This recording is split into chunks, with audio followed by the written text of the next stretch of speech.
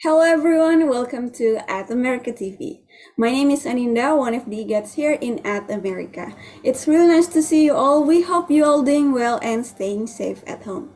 For those of you just joined us for the first time, At America is the US Embassy's American Center, and our mission is to provide a space for young Indonesians to learn more about the United States. We have moved temporarily to a digital platform so you can enjoy our events from the comfort of your own home. On this event, we'll be having at America X Gen Indonesia Startup Huddle Jakarta.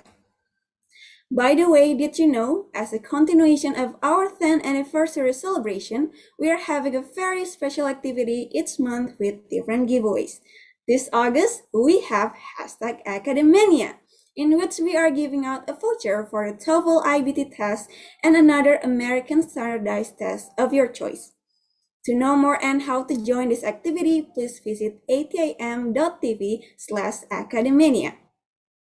In the meantime, let's break the ice with a little game. The question for today is, which of the following US startups was founded by Elon Musk? Is it A, Epic Games, B, Airbnb, C, SpaceX, or D, Pinterest? If you already know the answer, you can start typing your answer on our social media, because in the end of the event, we will do a live shout out for those of you who can guess the answer correctly. Other than that, don't forget to take a selfie and tag at America's Instagram account. Without further ado, please welcome our moderator for today, Eddie Wiharja, startup coach and founder of ImpactNer. Time is yours. Hi, thank you, Alina, for introducing me. Good evening, everyone, and welcome back to Startup Huddle Jakarta collaboration with At America. And today's our second event, and hope will be more to come. First of all, I want to say thank you to all representation of communities. First is Ms. Trisna Anchalia Kardia as Chief Commercial Officer of Line Indonesia, and she's representing the community of mentors. And second is, there is Mr. Agung Besaria Hadinegoro as CEO of Warung Pintar Group, and he is representing the community of founders. And also, thank you to our partners from At America in collaboration with Jane Indonesia, ImpactNer Startup Business School, Indogen Capital, and Kukalola that support this event. First, allow me to introduce myself. My name is Eddie Wiharja. I'm a founder ImpactNer Startup Business Schools, and I'm the organizer of Startup Huddle Jakarta. And I come with all full team. And now I want to share a quick info about Startup Huddle program. Startup Huddle is a program that was started by the Global Entrepreneur Network. Now there are more or less 50 communities across the world in more than 30 countries that hold Startup Huddle events. And Startup Huddle is a program designed to help one entrepreneur at a time while strengthening the local ecosystem. And entrepreneurs discover solutions to challenge they face through proposal engagement with a broad array of voices from their local community. The Startup Huddle format is consistent in each location at a consistent meeting place. But now, because of pandemic, we consistent in the Zoom platform. There will be one or two early stage startup founders and give a 6-minute presentation about their company to a diverse audience from their local community. And each presentation is followed by a 20 or 30-minute question and answer, where the community provides ideas, connection, and feedback for the entrepreneur by providing a monthly meetup for the local ecosystem. And Startup Huddle builds community one entrepreneur at a time. And I'm glad you are here, and I hope you will come back again next time for the next Startup Huddle. And if you like to see me If you like to see the upcoming represent community of previous presenter, you can go to our website or social media, Instagram and YouTube at impactner.com or saraphadeljakarta.com. Okay. Before we start the show, let's play game. And if you are lucky, you will get a gift from America. And please put your real name in the game. If not, if you not put your real name, you cannot claim the gift. If you win, of course. And there will be top 3 who get the gift. And I'm switching to bahasa untuk games biar bicaranya lebih lancar gitu kan. Nah, pertama, kalian harus login ke mentimeter.com dan masukkan kode yang ada yang diberikan ini. Dan jangan lupa memasukkan nama sebenarnya. Saya ulangi ya, jangan lupa memasukkan nama sebenarnya. Dan jika Anda ini adalah pemenangnya nanti, maka jangan lupa untuk screen capture bagi pemenang tersebut. Ya, jika tidak mencantumkan nama sebenarnya, maka hadiah tidak bisa diambil jika kamu menang. Itu rule-nya ya, teman-teman semua. Harap untuk mengikuti arahan kami. Dan sementara ini kami akan berikan waktu 1 menit dari sekarang, mulai dari login sampai ganti nama dan siap main. Sementara menunggu teman-teman semua mempersiapkan diri di mentimeter.com, maka saya infokan bahwa ada 5 pertanyaan, dan siapa yang paling cepat dan benar menjawab pertanyaan tersebut, maka akan terlihat hasilnya di sini. Oke? Nah, are you ready? Kalau sudah ready, maka kita bisa mulai dengan pertanyaan pertama. Apakah sudah ready, Pak?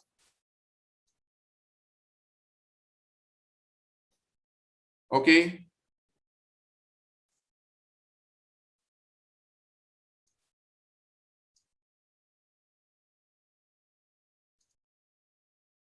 Apakah sudah ready?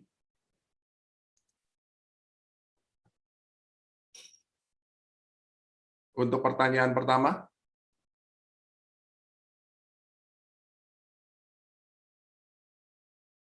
Saya ulangi untuk teman-teman bisa masuk ke mentimeter.com seperti yang tadi disampaikan, yang tadi terlihat di. Oke, kita akan tunggu sebentar. Nah, ini sudah keluar. Ini jangan lupa ya, masuk ke menti.com dan gunakan kode 8117-6866. Saya ulangi, 8117-6866. Nah, ini kayaknya cukup lumayan banyak ya yang sedang masuk, dan ada 5 pertanyaan yang akan kita tanyakan, dan teman-teman harus cepat-cepat ya untuk merebut atau menjawab gitu. Nah, ingat ada 3 pemenang. Oke, jangan lupa screen capture. Sebutkan nama startup yang dibahas pada acara Saraphaddle Jakarta kali ini. Siapa cepat dia dapat. Apakah Wordsmith Group, Word Count Group, atau Word of Mouth Group? Oke, teman-teman semua. 3, 2, 1. Oke, coba kita lihat. Wah, berarti jawabannya ada 12 orang Wordsmith Group. Yes. Dan kita tunggu hasilnya sementara. Oke, kita lihat lagi sementara. Nah, ini lagi muter. Oke, namanya siapa yang paling utama? Valencia Fresla. Kemudian Farica, Tresna, Ning Adinda, dan Alek Ludi. Oke, dan seterusnya. Ingat ya, 3 orang pemenang. Nanti pada akhir pertanyaan nomor 5. Oke, silakan kita pertanyaan kedua. Berikut pertanyaan nomor 2, silakan. Apa tagline dari startup yang dibahas pada acara Startup Huddle Jakarta kali ini? Nah, ini cukup lumayan seru nih kalau kalian nggak baca captionnya. Nah, ini bisa nggak tahu nih. Oke, 3, 2, 1. Oke. Wah, ternyata ada 11 orang yang menjawab because words matter. Berarti mereka membaca caption yang ada di sosial media. Oke, kita lihat siapa yang urutan ketiga, top 3. Wah, ini ternyata masih... Oh, ternyata sudah berubah. Asmil yang pertama, Valencia yang kedua, Farisa yang ketiga. Wah, ini berarti Valencia dan Farisa masih bertahan. Lanjut, pertanyaan ketiga. Siap-siap ya. Siapa cepat? Siapa cepat? Apa servis utama dari startup yang dibahas pada acara Startup Huddle Jakarta kali ini? Apakah marketplace? Apakah transportasi? Atau penerjemah dan penulisan? Kalau ini nggak bisa dijawab, terlalu. Ini pasti bisa dijawab. Oke, silakan. Wah, berarti terlalu yang tidak bisa menjawab. Di sini ada 8 orang yang menjawab. Penerjemah dan penulisan. Oke, kita lihat siapa yang menduduki peringkat pertama, kedua, dan ketiga. Oke. Ya, Farisa, Valencia, dan Paradita Gia. Wah, ini dua-dua ini keren nih. Sama-sama saling menyusul. Silakan. Pertanyaan selanjutnya. Yang nomor 4, oke. Coba, di dalam dunia startup dikenal istilah MVP. Apa kebanyakan MVP? Nah, ini cukup lumayan nih, pasti tricky. Pertama, most valuable player atau minimum viable product atau modul verifikasi penjualan.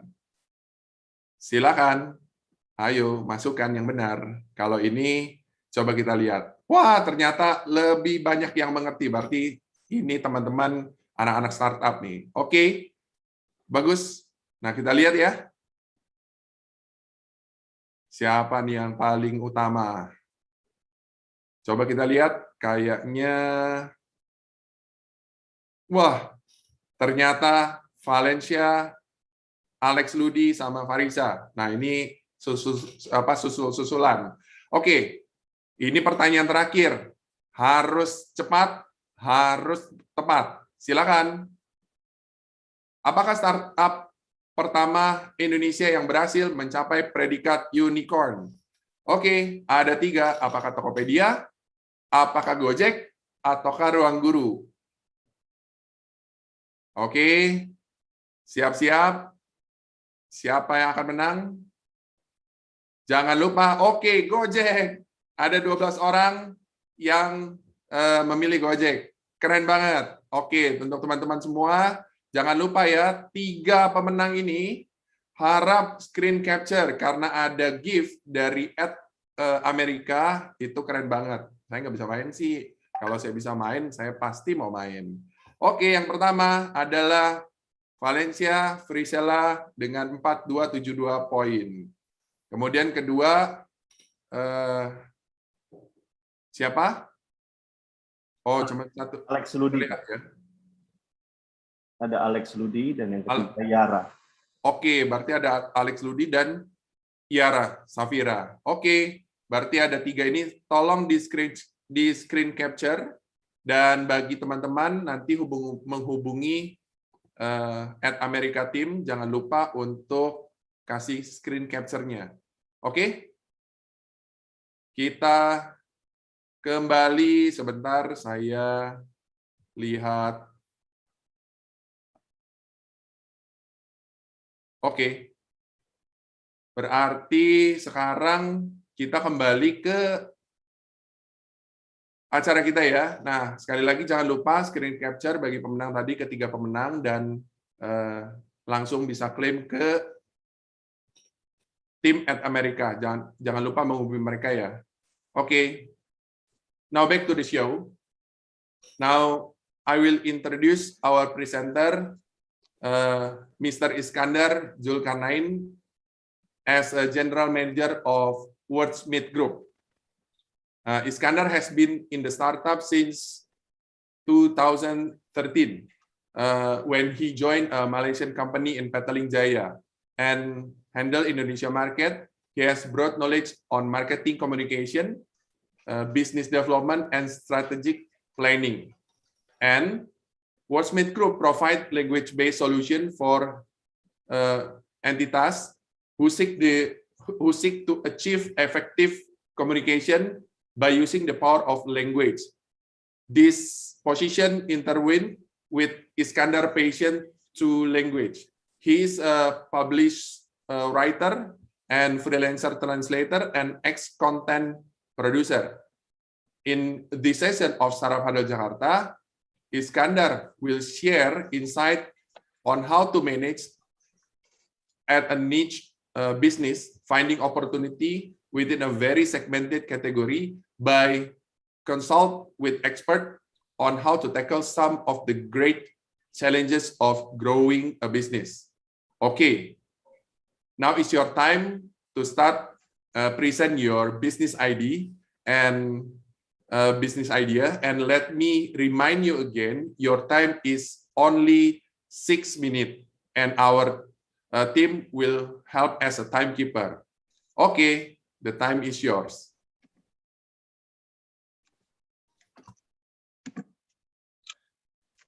Okay, hello everyone. My name is Iskandar Zulkarnain. I'm General Manager of Wordsmith Group Jakarta. It's an honor for me today to deliver a presentation in front of you today. The topic today is navigating global business through digital communication, which I guess can be started with an introduction. Oh, sorry. Okay, for those who are not familiar with Wordsmith Group, we are a language-based service solution, language-based service providers that was founded in 2011. Our main service consists of translation, interpretation, and writing. We have been 100% remote working since our establishment, while our mission is to empower community through language-based services. So what differentiates Wordsmith Group with our competitors is our services. We have services from translation companies, writing companies, and digital media agencies combined. Now, Owen, this is the start about our clients. As you can see, our client mostly comes from corporate, creative agencies, individual, and NGO. In addition to that, we have 76.5% local clients and 23.4% global clients. This is another stat about us. We have more than 200 clients, 10% annual revenue increase in 2011, and more than 100 translators network. Now, I want to share you challenges we are currently facing. First of all of inquiries to our companies are ad hoc and on short-term or contractual base. Second, there is no estimation on the volume of the service requested. Meanwhile, there are two opportunities we have. First, we live in a more inclusive environment in the world that require language-based services. Second, sustainable reporting is required under the Indonesia Financial Service Authority or OJK. So there are problems we are facing. First, how to create long-term relationship with our clients. Second, how to scale up and launch more proactive strategy. To answer this problem, I am proposing digital communication as the solution. The role of digital communication at Wordsmith Group has been very essential for our business. As a small medium company, we use digital communication to handle queries, retain customers, as well as manage sales lead. These three activities are the most important in generating revenue for a service company like us. In this regard, we use mostly email and WhatsApp to communicate with our clients. both who are new and returning. Many times we negotiate and close deals solely by using email. However, as the environment has always been uncertain and the nature of our business has never been stable, we started to realize that we need to intensify our digital communication strategy so that we can raise our brand awareness, establish credibility, and demonstrate our leadership. That's how the role of digital communication has evolved in Wordsmith Group. So when we talk about communication, there are always three pillars of communication. First of all, which is target audience. Second, channels, and three, messaging. In regard to digital communication tool, we divided into 4 quadrants based on 2 different axes, which is paid and non-paid, and pull versus push. Paid and non-paid versus non-paid here represent the amount of budget we need to prepare, whereas pull and push for us, we can simply say that represent the type of message you want to send. If it's more general, then it's part of push strategy. If it's more specific, then it's part of push communication. So based on that, we have 4 quadrants here. First quadrant for the paid and pull, we use social media, paid posts, website, YouTube, and podcast. Second quadrant here, we use social media for the regular post. We have not pull for the third quadrant, and the fourth quadrant we use email, WhatsApp for business and video conferences. So how to launch digital communication strategy? I suggest we can break it down based on its objective. For example, if you want to raise brand awareness and audience engagement, then we can use social media strategy. Second, if you want to maintain brand loyalty and reputation, we can arrange an event such as Instagram Talk, exploring YouTube channel, or podcast series.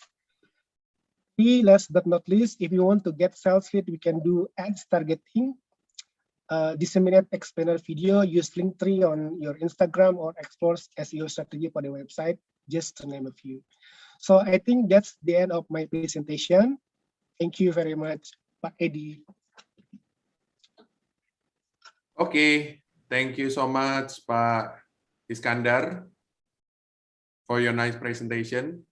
And as usual, first, I want to give first chance to our representative community to give question. Of course, ladies first, yeah.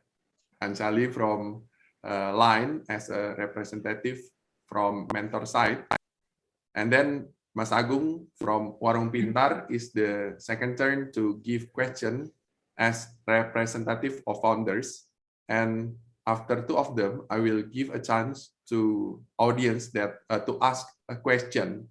And for the audience, please prepare your question, and you can chat in Bahasa, and you can chat in the chat room, and I will read it for you. Okay, Bu Anjali, you're first to ask question, and before of that, please say a few words about you, maybe 1 or 2 minutes.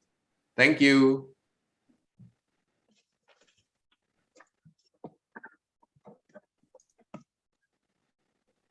Yes, Bu Anjali.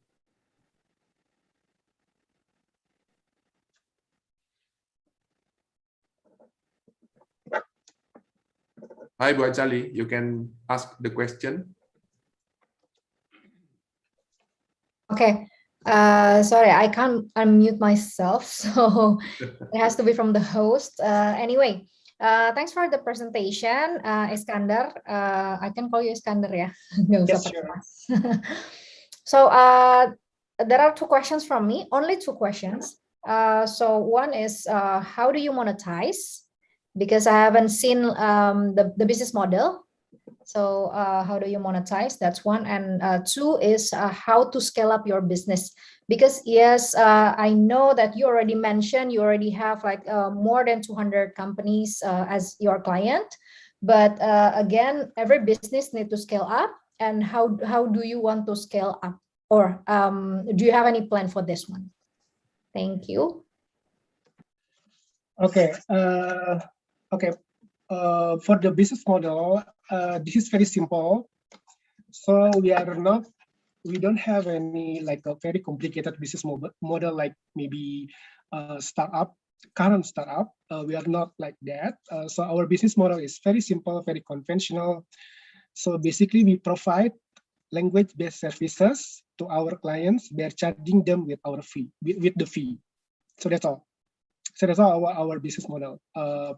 So in terms of monetization, I think probably that we cannot use the term for Wordsmith Group because we are a service company. We are quite conventional, but the challenge here is different. We are niche service company, and we really have segmented services.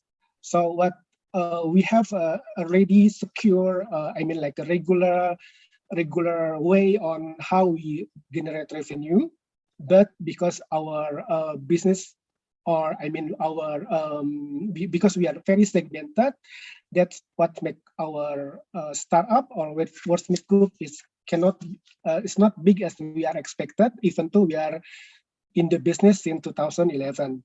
So I think that the challenge for us is your second question, which is how do we scale up? That's a very good question. This is why we are here. We want to get input from the community on how we, as a very niche startup, will be able to scale up.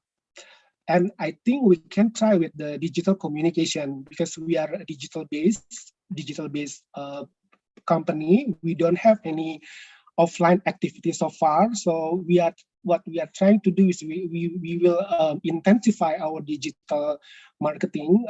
We will intensify our go-to-market by using digital, including but not limited to the social media, YouTube, and so basically digital. That's how we are going to scale up our business. So the objective is to get more revenue, to generate more revenue, but it's not only that. We also want to increase our brand awareness and establishing our top leadership in the industry. I hope I answered your question. Can I ask another question? Yes, sure. Okay. So I think you mentioned like it's more into the digital communication, digital marketing for the brand awareness. But do you have sales team? Okay, so for the last 10 years in 2011, we don't really have a sales team. That's very interesting because our business is big because of referral, or you can say a little bit passive. So we don't really have a sales team, but because our service is good, people recommend us. So we use recommendation. We have a really good relationship. We established a really good relationship with our previous client from our early years. So they still come to us, and luckily or miraculously, we are still in the market right now, even though we don't have any like really dedicated sales team. But we do have a lot of referrals from the previous clients, and I don't think we before, to be honest, we don't have any feasible marketing strategy. That's what we are trying to have this year. Yeah. Okay. Okay, thank you, Anchali, for the question. But because maybe you are muted, so you can share about a little bit about you. So basically, hi everyone. My name is Anchali. So I started. My background is from media. Started in 2006. But it was in 2010 where I take a risk. I moved into digital, so I thought it was like the first time when digital coming into Indonesia and became popular in 2010. So I take a risk. I joined Dilkeren, if you know Dilkeren or Living Social back then. So I was the first employee, only work with CEO and COO. So I was thought it was a joke when I go to the office, and then there was only 2 person. So basically, that's that. So when I was joining the first startup, I did everything, sales, customer service, finance, marketing, everything. That was my first experience in living social. But luckily, because you are in startup, so you learn everything there. I also, have a lot of, knowledge about digital, because I came from media and no knowledge about digital. And then I moved to Telkomsel for 2 years, and from 2012 and 2014. There, I was hired as a professional hiring. So it's more to, how you say it, like transfer knowledge as a professional to their internal employee about digital. And then moved to Zomato as a AVP of sales, and then moved to Line from 2018. So though Line is like a big company, but actually the work is not like a big company, it's more like a startup. So for example, like currently I also lead one service, if you know Open Chat. So this product is built like 2 years ago.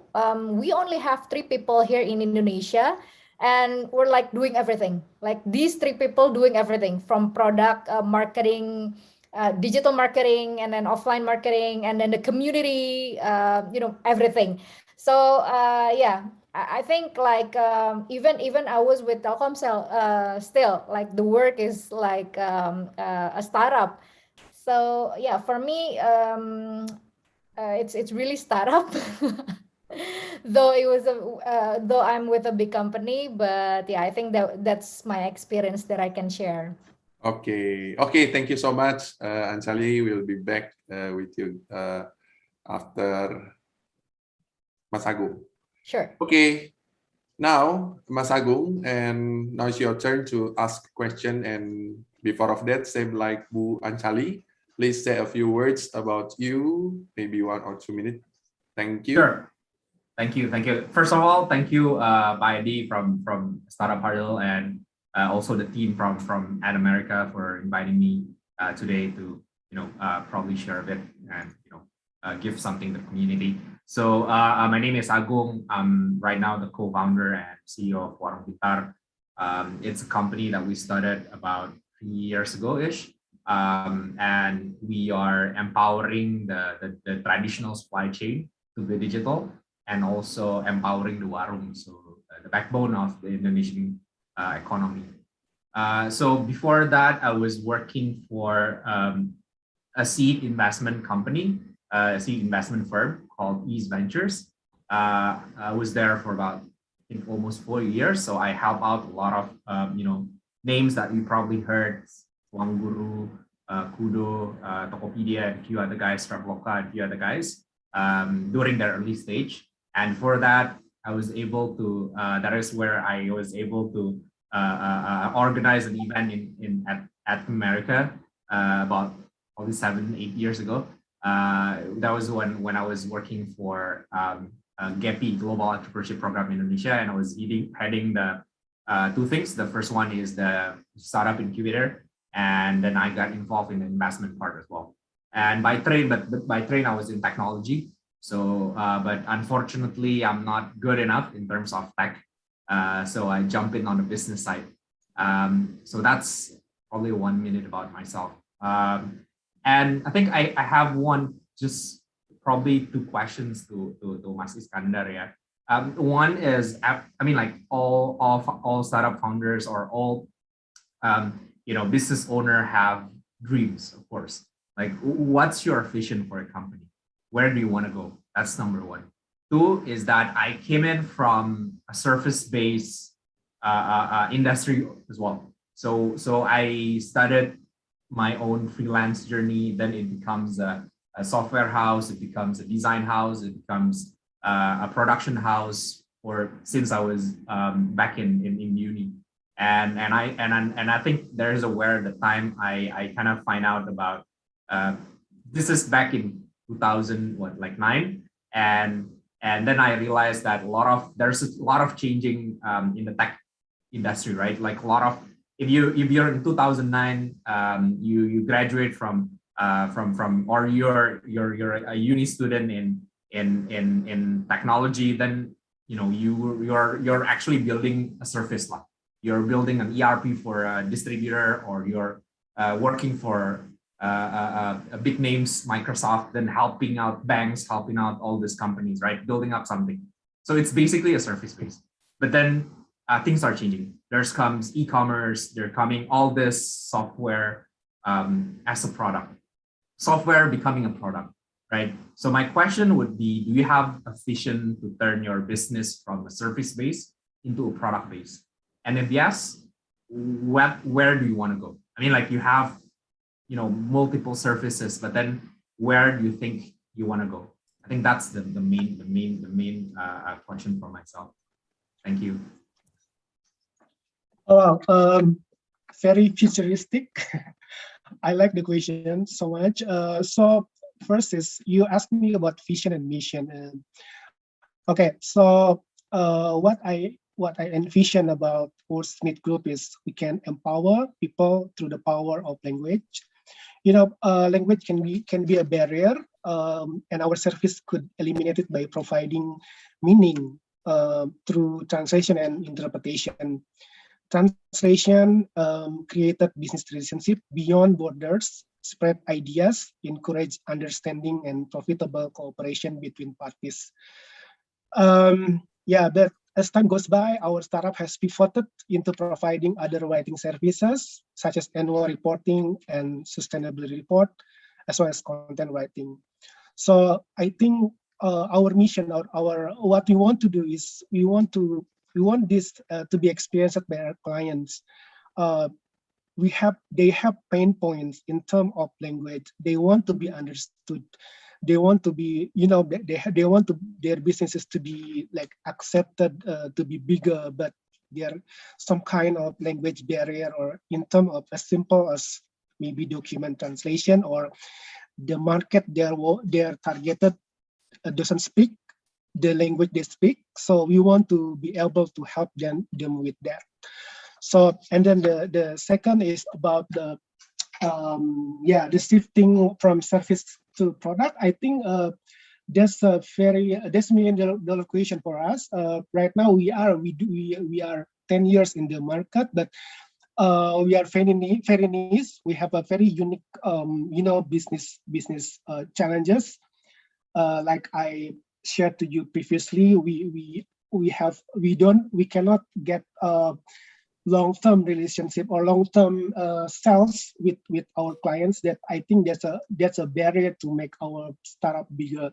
But to answer the question, I think it's very interesting to see everybody have plans to creating an application or anything like that. I think if you want to shift from service to product, we can do similar with that. I don't have any idea on mind right now, like an exact plausible ideas, but I think if you want to shift from service to product, it has to be something with artificial intelligence, probably. Direct translation, something like that. Yeah. Got it. No, just a quick one. So I think thank you, Mas Iskandar, for the answer. I think just my thought about it. So if you, I mean, probably it's easier to show you a bit of about how you envision, right? So I think my question is not about like what's the vision on the mission or company, but it's more towards how do you envision the company, in the next 10 years or 20 years, right? So just to give an example, for us, Warung Pintar, we want to be the go-to for warungs. So if warungs want to buy something, they go to us. Warungs want to grow their business, they go to us. Warung want to increase their serviceability, they go to us. So basically, we wanted to be the top of the mind for warungs, and we want to grow the warungs. And actually, it happens with, for example, for the sake of the questions before, SpaceX, right? They wanted to create space ventures to be able to be accessible to everyman, right? So I think that's basically what I meant by how you envision. So I just wanted to know. I mean, like I know you have you have the surface, but I believe that you have something more, right? Where do you see your company Wordsmith to be like in front of your clients or consumers or whatever it is, whoever it is in the future, and how do you probably forget about how you get there, like just probably share to us what's your dream about the company in the future. Okay.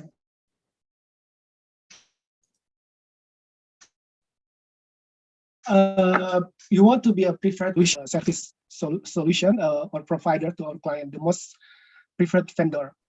So whenever people have needs related to language or translation or interpretation, for example, if they want to have a conference,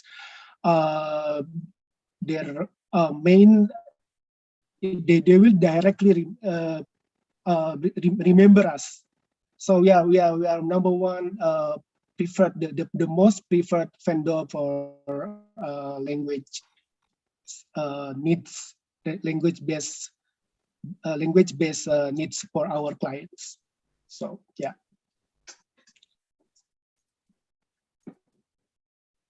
Got it. Thank you. Thank you very much. Okay, thank you, Mas Agung, for the question. Before I back to Anjali, I will jump to the audience, to give them a chance to ask the question, because there is already a person in the Zoom from Universitas Brawijaya, named Shannon. Okay, Shannon, Yes. you can ask the question in Bahasa and in English. Up to you. Okay. Can you hear my voice? Yep. Okay. So thank you very much for the opportunity for us to give a question. So my question would be the basic question. So how could you reach your segmented market through social media about your startup? As people, as we know, keep increasing their scale for what you offer. For example, copywriting, podcast translation, as you want to gain brand awareness. And so your startup has a high chance for having long survival life. And the second question, is it okay if I ask the questions? Or... Okay for you. So the second question would be that, of course, every startup has its competitors. So I would like to ask you how your startup could overcome your competitors, including freelancers. What is your uniqueness other than your competitors? Thank you very much. Okay, Mas Iskandar, you can answer the question. Okay, I didn't really get the first question. I think the network is not very good, but I will try to answer. Your first question, if I'm not mistaken, is about how to communicate by using social media. Is that correct? But when we talk about communication, I think we need to understand that there are three pillars. First is the target audience. Second is the channel. The third is the messaging. So we need to use that. We need to understand that the combination of the three elements will define will bring us will make us will win the competition. And for the second question is, how do I overcome the competition? I think as you can see on my presentation, we are not only translation company, but we are that provide translation and interpretation service, but we are more like a combination between translation company, language company, and also digital media companies. So we have a service from three companies combined. So it's very different with other competitor. They are mostly focused on one aspect of the service that I mentioned. So for example, if one translation company, they only provide translation, and language company, they only provide writing, writing company, they only provide writing services. Digital media company, maybe they only provide digital content writing, but we have all those three all together in one company, which is Wordsmith Group.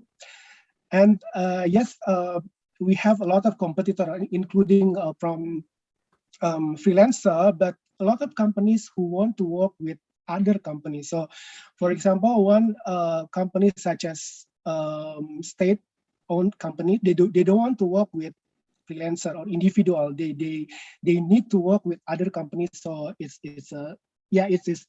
regulated by their companies. So I think in that way we still have chances. We still have chances to win the competition.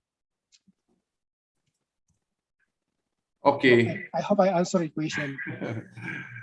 Okay, I hope we answer your question. Okay, we are still waiting for another chat, yeah, in our platform in Zoom, Facebook, or YouTube. I will give to Anjali. Anjali, can you ask maybe one or two questions?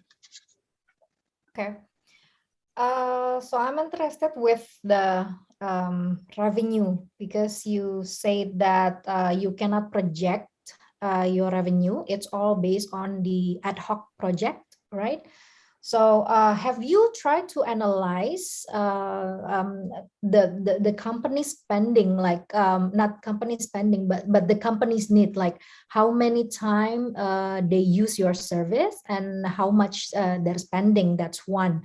And second one is, have you tried to come back to them and then offer like an annual offering, but it's more into the annual spending. So it's not like doing the ad hoc project all the time, but in this way you can project the revenue better compared to the ad hoc. Yeah, this is one of the biggest challenges we have as a service company.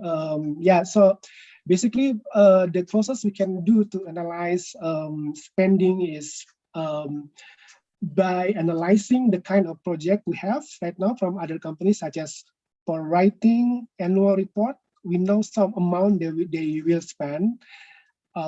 For document translation, there are also different amount, but again, this is just we cannot ask them to give us like a annual project or long term. That's not the way they work, I think. So yeah, it's very difficult to project revenue because we, as a service company, we rely on them. We depend on this ad hoc project from them, but this is very difficult. This is very challenging because this is, like I said, this is they cannot change the nature of their request to us. So it's very difficult to get them to hire us for example, for 1 year like that. But the best thing we can do is to maintain our services. So that's the key to win the competition. So far, we have access in the market for 10 years. That means there's something good in that, like, because it means that we can maintain good relationship with our clients, even though we don't have any long-term agreement, but they still coming back to us. So I think, yeah, that's the key for a service company like us, is to maintain good relationship, to maintain quality. Communication is not something we can take for granted. Responsiveness as well. But in terms of having changes in the nature of these services we can provide to them, it's very difficult. Yeah. Okay. We're still waiting from the audience to ask question, and I will collect all of you for your question. But before of that, we will jump to Mas Agung. Mas Agung, can you give one or two questions? Sure. I think again, Iskandar, I think I kind of like the niche part of the business, right? I mean, like I also do that. I'm niche and I try to be strong with the segment, right? So I think that's I guess I'm guessing and I'm thinking that that's how you are able to be how you are able to sustain this long, right? For 10 years. It's because you are niche. Probably then you have a super big margin as well. There's not much of competition. You can play the price whatever you want. You don't have to be be that competitive or careful about the competitions, right? But my question is that you are expanding your service to probably a more red ocean market, which is a digital communication part, right? Which I would say there's not as niche as your previous offering. So just want to know why you go that way, why you think that is a place there you wanted to go, and I think that is also connected to the revenue streams that you're trying to build, right? Just wanted to know. I mean, also wanted to know from your client perspective, probably as Anchali mentioned, right? I think understanding the clients, understanding their business needs, and also budget is important. But just wanted to know what's your typical clients and why do they need you guys? And is there any connections between your first service, second service, and third service from the same clients? Are you able to capture bigger budget spending, or do you think it's coming from the capability itself rather than clients? Wanted to know that part probably, Iskandar. Thank you.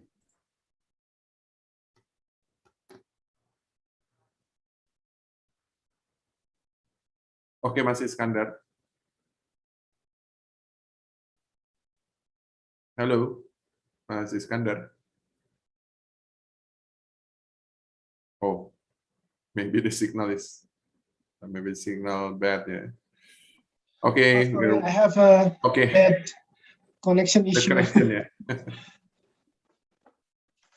Okay. Okay, I think I got what you mean, Mas. For the use of digital communication for us is very important right now because first of all, digital technology enable us to use it almost free. We don't have to pay for their platform, but we need to pay for their ads, for example. So I think the fact alone has attracted us to use digital technology, but that's not the main reason. I think we need to exist for the future, but not only for the current. And we need to use digitals for many reasons, not only for creating sales lead, but also for our brand awareness. Yes, our target audience is B2B market, or companies, or more corporates, or NGO, but the people who are key person of this targeted companies or corporate is having social media account or Instagram. And then it's very important for us to create a content strategy to display our expertise, to create sales lead and everything, so that whenever the needs arise, they will remember us.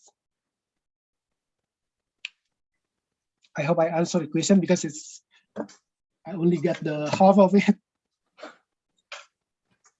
It's fine. Just so wanted to know. So you're, I mean, like you have three kinds of service, right? Three category of service. Is it coming from the same clients, or each of the service have different client? Okay, it's from different clients. For example, translation or interpretation. Most of them come from, for example, non-government organization, NGO or intergovernmental organization like AmCham, for example. But also some corporate from the division of legal division, for example, they need to translate the legal documents, right? So they come to us. And for the writing, we have a lot of corporate who also use us, banking, transportation as well. So it's from various clients, not from one client only. Yeah. Okay. Yeah. Okay. Yeah. Already answered the question, yeah. Yeah, if I may, another one probably was Okay. Anyway, It's not easy. I mean, just wanted to know how you think about this, right? So I guess trying to, kind of share something and bring value to the conversation. So, I just wondering, like, why do you decide to branch your services to wider clients instead of going deep into single clients? So imagine this, right? You have three kind of service. Each of service have different kind of clients. Why do you decide to do that rather than probably one clients, say for example, client A have a needs of ABC, have a needs of 1, 2, 3, and 10. Why do you decided to be wide rather than be deep? Just curious about that. Okay, so okay, correct me if I'm wrong, but in startup we know the term pivot versus persevere. So we persevere I think for the first 2 years we persevere as only providing translation services and interpretation. That's our core service for the first 2 years. But then in the third years, we are accepting writing jobs such as annual report. The reason why we are accepting this, we expand the services we can do, is because I think it's the time for us to pivoting, expanding, because we have the resources. The resource to do the writing and the annual report writing and translation is quite similar because it's also used translation and English skill. So yeah, I think the answer to the question is because we have the resource. I think it's the time for us to expand our service, and it's bring revenue for us, and it's still within our core services. It's still language thing, So yeah, why not? Okay, I guess. I have a question for Iskandar. Yes, but Charlie. Okay, because the panelists want to ask only one. Okay, only one, yeah, only one, only yeah. one and short Okay. answer. Just curious. So, do you actually set a target? So, for example, like target, like how many clients, new clients, you should have in 1 year or next year, and then how much of the revenue target for next year, something like that. Do you set it? Yes. Okay. So our target is more than annual target. Our annual target is our annual revenue increase is 10% since 2011. So our target is more than that. But in terms of number of clients, we don't really have, because it doesn't mean that the more clients you have, the bigger annual you will have to. It's not something like that, because one client can only one, but maybe they want us to write their annual report. That's very big, huge amount.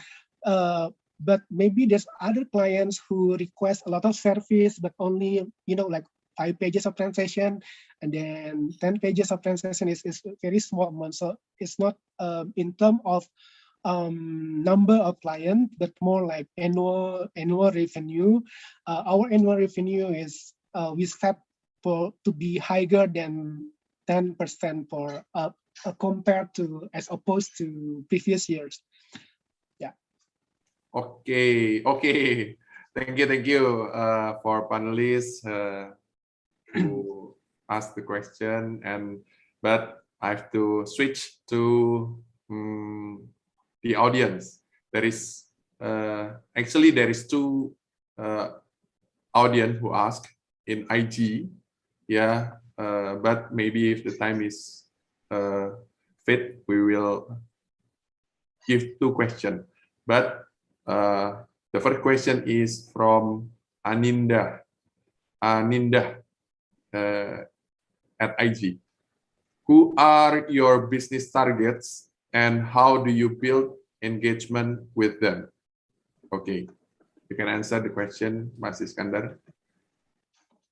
Okay, our business target is mostly B2B and B2C, but mostly B2B. But how do we engage with them? As I explained earlier, we don't have a really feasible strategy as an effort to have a better outreach strategy since this year. So we rely on, like a referral or handling their inquiries like a passive approach. But we aware now that we cannot do that again because there's so many competition, and then the environment is changing, and then we also have our own vision for the future. So we are start to using digital communication to engage with them. So as you can see, we have now more visible on Instagram. We have a plan to utilize YouTube or podcast and LinkedIn maybe. So yeah, that's the answer. Okay, one more question, and we will answer. You will answer with short. What kind of? Okay, first from LX Forever in IG Instagram. What kind of people you are trying to recruit at the start of your company? People with skill or people with wide networks? Oh wow. People with skill. Okay, very short and good answer. Okay, thank you so much. The session of Q&A is finished, and thank you for all community members to participate in question and answer session. And I hope we all learn something in this Startup Huddle Jakarta event. And now, before we end this event, I want to ask to Pak Iskandar, what can we as a community do to help you? Okay. What do you want? Okay. Yeah, I think you know that our business model is very niche, and the way we get revenue is very challenging. So maybe I need some insight or some comments that display experience, the similar experience from the panelists or from everyone. How do you scale the new startup like us? Yeah, that's something that's the biggest challenge for us for Wordsmith Group. Okay, thank you for your explanation, Pak Iskandar. And I believe the community member can help you after this session. Maybe you can talk to Miss Ansali and Mas Agung to help you. Okay, now we're going to end of this event. Please, each panelist give us closing remarks for today's event, maybe 2 minutes for each panelist. As usual, ladies first. Please, Ansali. Oh yeah, I think this event is really really beneficial, not only for the presenter, not only for the community, not only for the joinee, and even for us, the panelists. We usually will think again with the question that we have. We will think again. So it's really beneficial for all of us. So I hope that Pak Edi can duplicate this kind of program. Well, unfortunately, the joining, I think it's more than 40, yeah. Well, it is good, but we're actually expecting like a lot more, because like company like us, like in digital, we still need more talent, we still need more idea, we still need to learn. Even I want to share, even like for Line, it's a big company, but we still learn until now. There is no strictly how you say it, like in bahasa, there is no pakem ya, there is no Yes. pakem. As a success case study, there is no something like that. So even we, like a big company, always learn. So like Mas Iskandar, don't worry, you have like more way to go. And also all of us here, we have more way to go, still have a lot of time to learn, do a lot of networking, something like this, to larger our knowledge and skill. And yeah, thank you so much for inviting me, and to you know, like I always say that I always learn. So I relearn. I learn again because of this kind of event. So again, thank you so much for at America. Thank you so much for Pak Edi and Mas Agung. Maybe we can talk sometimes, yeah. And then for others, yeah, thank you. Okay, thank you, Anjali and Mas Agung. Please say a few words. Yeah, thank you again for, especially for Iskandar. I mean, like presenting, or being open about the business that you are been doing for the last decade is not easy, and being vulnerable and being open to ideas is not easy. So I really appreciate you doing this. I hope you got something out of it. I mean, the easiest. I mean, I'm on this school of thought where every most of the surface will become a product eventually. So I'm in that school of thought. So probably there's a bit of a difference between us, but I would just say, please look at it. Look at Netflix, who moved from a DVD and DVR mail rental in becoming a streaming service, right? So it's moving from surface to a product base, surface base into a product base. So basically, there's also a way. If you're asking, hey, how are we going to scale? The easiest way for us to answer is to turn the surface into an online or software-based surface, where then it's easily scalable. And then also, everyone always start with a niche, right? Companies who start with target market of everyone is always failing. Remember Amazon, Google, whoever start, or even Facebook, right? Their target market is niche. Facebook started with the dorm, right? And Amazon started with the books, and they always start with niche.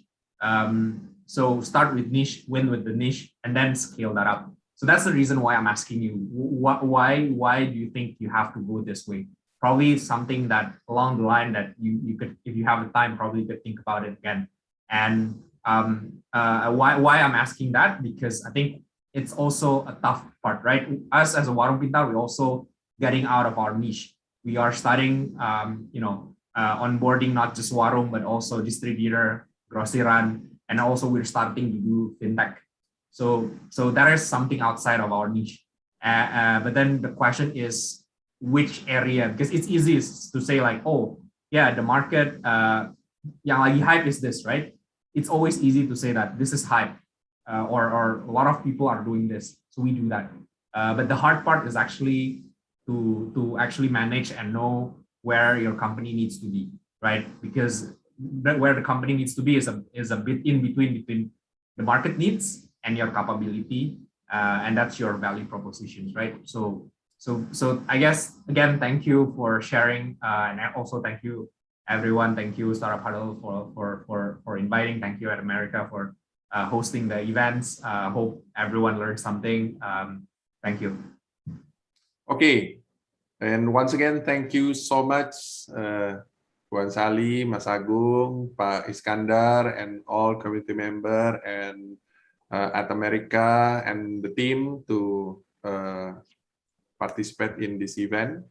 And we hope you can join us in our next session for our next Startup Huddle Jakarta.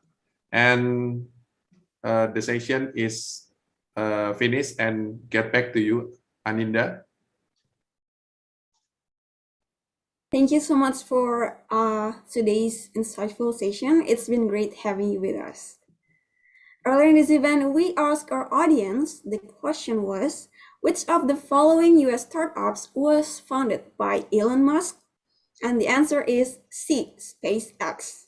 Shout out to @FebriFabri from Instagram for answering correctly. Thank you to everyone who has participated to our trivia. Don't forget to tune in next time to catch a chance to get a live shout out from us. As I mentioned earlier in this event, America is having a very special activity this August called #Academania. And we are so looking forward to your participation in it. We are giving out a voucher for the TOEFL IBT test and another American standardized test of your choice. To know more about this activity and how to join, you can visit atam.tv/academania. Now, you may be wondering, how can I develop an awesome idea for a place like this? Easy. You can send your event proposal to us by visiting our website www.atamerica.org.id, select Create a Program, and go collaborate with us. All the events proposal will be reviewed and your event might be featured here soon. You can also subscribe to our newsletter there for all of our weekly event updates. Well, that wraps this episode. Unfortunately, we have to say goodbye. You can follow our Instagram, Twitter, and Facebook at @ATAmerica for our event updates, fun content, and so much more. Also, don't forget to subscribe to our YouTube channel. Thanks for joining us. Again, my name is Aninda, and have a good weekend, everyone.